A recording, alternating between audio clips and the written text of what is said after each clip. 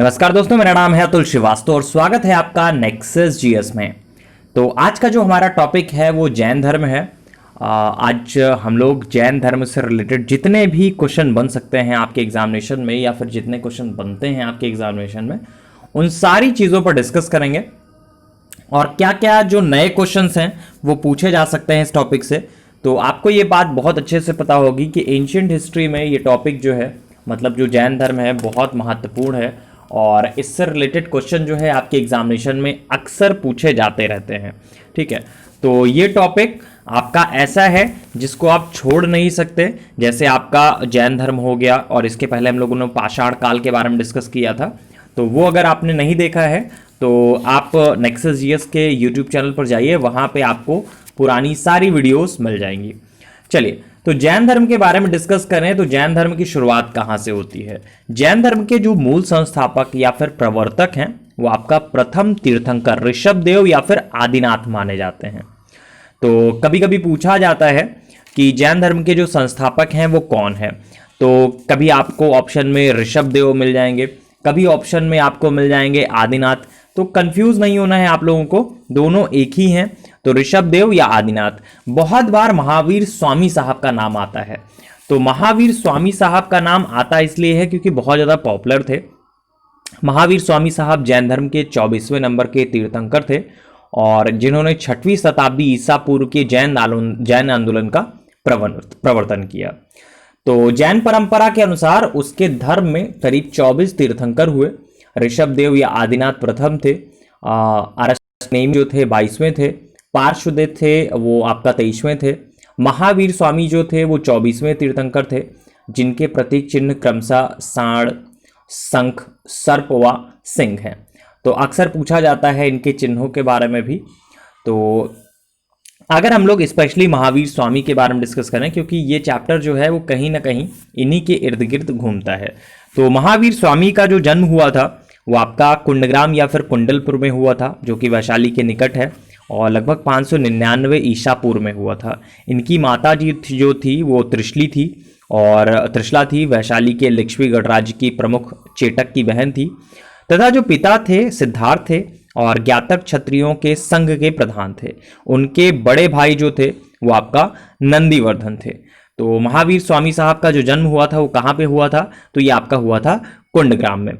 और कभी कभी पूछा जाता है कि कुंडलपुर जो है वो आपका जन्म स्थान किसका है, तो महावीर स्वामी साहब का जन्म स्थान है। इनकी मृत्यु के बारे में भी पूछा जाता है। तो जन्म के बारे में तो आप लोगों ने जान लिया कि महावीर स्वामी का जो जन्म हुआ था वो 599 ईसा पूर्व वैशाली के निकट कुंडग्राम में हुआ था। इनके पिता जो थे सिद्धार्थ थे, ये आपका वजी संघ के एक प्रमुख सदस्य थे। करीब 527 ईसा पूर्व मतलब 527 ईसा पूर्व के लगभग 72 की एज रही होगी इनकी, और राजगृह जो कि राजगीर के नाम से भी जाना जाता है उसके पावापुरी नामक स्थान पर इन्होंने अपने शरीर को त्याग दिया। तो पूछा जाता है कि महावीर जैन की जो मृत्यु हुई वो कहाँ पे हुई थी, तो पावापुरी में हुई थी। नेक्स्ट पॉइंट है, तीर्थंकर शब्द का प्रयोग भी आपका जैन में ही हुआ है। तीर्थंकर शब्द जो है जैन धर्म से रिलेटेड है और जैन धर्म में कुल 24 तीर्थंकर हुए माने जाते हैं, जिनमें महावीर स्वामी जो है बहुत ज़्यादा पूछे जाते हैं आपके एग्जामिनेशन में। ठीक है, नेक्स्ट पॉइंट पे डिस्कस करते हैं और क्या क्या जो है वो पूछा जाता है।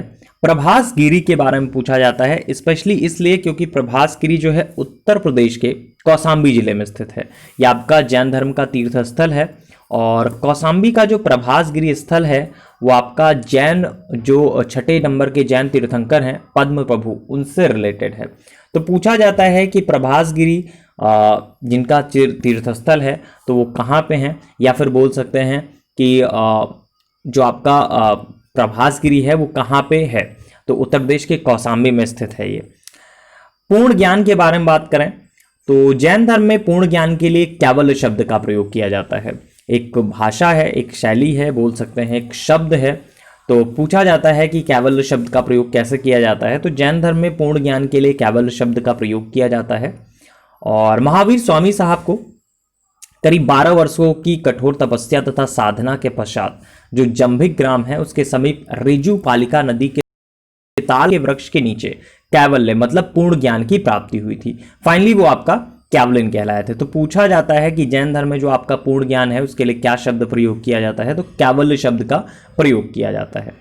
नेक्स्ट पॉइंट है, त्रिरत्न के बारे में बात करें तो जैन धर्म में मोक्ष के लिए 3 साधन बताए गए हैं, सम्यक धारण, सम्यक चरित्र और सम्यक ज्ञान। ये तीनों को जैन धर्म में त्रिरत्न की संज्ञा दी गई है। और त्रिरत्नों का जो अनुसरण करने से कर्मों का जीव की ओर प्रवाह है वो रुक जाता है, जिसे संवर कहते हैं। और इसके बाद जीव में पहले से व्याप्त कर्म जो हैं वो समाप्त होने लगते हैं और इसे निर्जरा कहा जाता है, तब वह मोक्ष की प्राप्ति कर लेता है। तो शब्दावलियां बहुत जरूरी हैं। पहले तो आपका एग्जामिनेशन में त्रिरत्न तक ही आता था, लेकिन जो नया पैटर्न चेंज हो रहा है, नया अपडेशन हो रहा है, तो ऑब्वियस सी बात है नई नई चीज़ें आएंगी। तो आपको ये पता होना चाहिए कि त्रिरत्नों का अनुसरण करने से कर्मों का जीव की ओर जो है प्रवाह है वो रुक जाता है और इसे संवर कहते हैं। ठीक है, और इसके बाद जीवों में पहले से व्याप्त जो कर्म है वो समाप्त होने लगता है और इसे निर्जरा कहते हैं। तो संवर और निर्जरा ये नए शब्द जो हैं वो आपको ध्यान रखने हैं और आपके एग्जामिनेशन में पूछे जा सकते हैं। चलिए आगे हम लोग डिस्कस करते हैं। जैसे विश्व विनाशकारी प्रलय, तो जैन धर्म में ईश्वर की कल्पना नहीं की गई है, जगत की सृष्टि नहीं की गई है। इनके अनुसार क्या होता है, संसार जो है नित्य है, शाश्वत है और इनमें से किसी का भी प्रलय नहीं होता है। तो जैन धर्म के अनुसार क्या है, संसार जो नित्य है और शाश्वत है। तो जैन धर्म के अगर आधारभूत बिंदु के बारे में हम लोग बात करें तो अहिंसा जो है वो जैन धर्म का एक आधारभूत बिंदु है। और जैन धर्म में सम्यक चरित्र के अंतर्गत परिवारजों को तथा तापसों के लिए अहिंसा, सत्य, ब्रह्मचर्य और अपरिग्रह नामक जो महाव्रत हैं उनकी व्यवस्था की गई है। तो करीब 5 महाव्रत इनको बोला जाता है। नेक्स्ट पॉइंट है, यापनीय के बारे में बात करें तो यापनीय जो है वो जैन धर्म का एक संप्रदाय था और इसकी उत्पत्ति दिगंबर संप्रदाय से हुई थी, लेकिन कतिपय आपका श्वेतांबर मान्यताओं का भी ये पालन करते हैं। पूछा जाता है कि यापनी जो है किसका संप्रदाय था, तो ऑब्वियस सी बात है ये आपका जैन धर्म का संप्रदाय था। नेक्स्ट पॉइंट है, पार्श्वनाथ के बारे में पूछा जाए। जैसे मैंने अभी बताया कि जो आपका महावीर स्वामी हैं जैन धर्म में, इनके बारे में सबसे ज़्यादा पूछा जाता है, लेकिन पार्श्वनाथ साहब के बारे में भी पूछा जाता है। तो कौन से नंबर के थे, ये आपका 23वें नंबर के तीर्थंकर थे और इनका जो जन्म हुआ था वाराणसी में हुआ था और महावीर स्वामी से करीब 250 वर्ष पहले, करीब 850 ईसा पूर्व में हुआ था। काशी के शासक अश्वसेन इनके पिता थे तथा महारानी वामा इनकी माता थी। करीब 30 साल की अवस्था रही होगी। उन्होंने ग्रह त्याग कर अपना जीवन जो है वैराग्य और तपश्चर्या में लगा लिया। तो संवेद पर्वत होकर कठिन तपस्या करने के बाद उन्हें करीब 84वें दिन कैवल्य मतलब ज्ञान की प्राप्ति हुई और इसी कारण यह जैन जो है सिद्ध क्षेत्र माना जाता है। पूछा जाता है संपेत शिखर के बारे में कि कौन सा ऐसा पर्वत स्थल है जहाँ पे पार्श्वनाथ से संबंधित चीज़ें थी या फिर बोल सकते हैं जैन सिद्ध क्षेत्र माना गया है, तो संपेत शिखर है ये। नेक्स्ट पॉइंट भी डिस्कस करते हैं।